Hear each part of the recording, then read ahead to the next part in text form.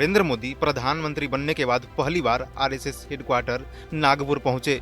इस दौरान उनकी आगवानी के लिए एयरपोर्ट पर देवेंद्र फडणवीस और नितिन गडकरी मौजूद थे।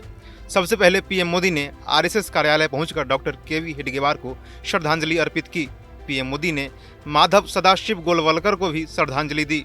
अब सवाल है कि प्रधानमंत्री बनने के बाद 11 साल बाद ही पीएम मोदी आरएसएस कार्यालय क्यों गए, आज से पहले क्यों नहीं गए, क्या है इसके पीछे का कारण और आरएसएस प्रमुख से किन किन मुद्दों पर होगी चर्चा, चलिए आपको बताते हैं।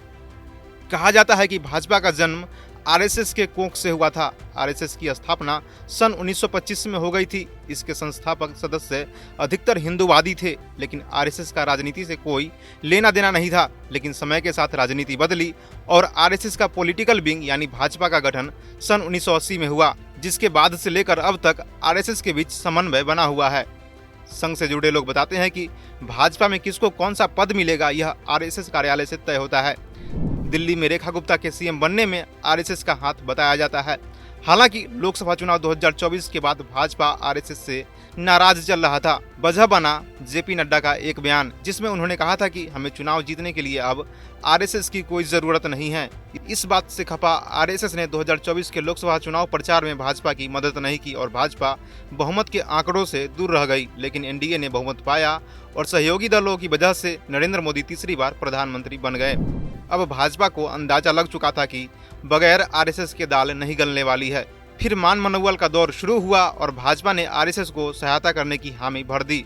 नतीजा ये हुआ कि भाजपा ने पहले हरियाणा, फिर महाराष्ट्र और दिल्ली के किले को फतह कर दिया। अब भाजपा की नज़र बिहार और पश्चिम बंगाल के चुनाव पर है। पश्चिम बंगाल में आरएसएस ने अपना कैंप लगाना शुरू कर दिया है।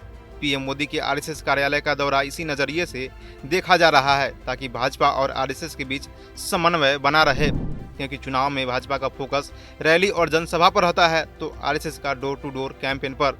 पर्दे के पीछे मेहनत करने वाले आरएसएस के कार्यकर्ता भाजपा को चुनाव जिताने में अहम भूमिका निभाते हैं। इसके अलावा भाजपा को जल्द नया अध्यक्ष मिलने वाला है। नए अध्यक्ष का फैसला आरएसएस को करना है।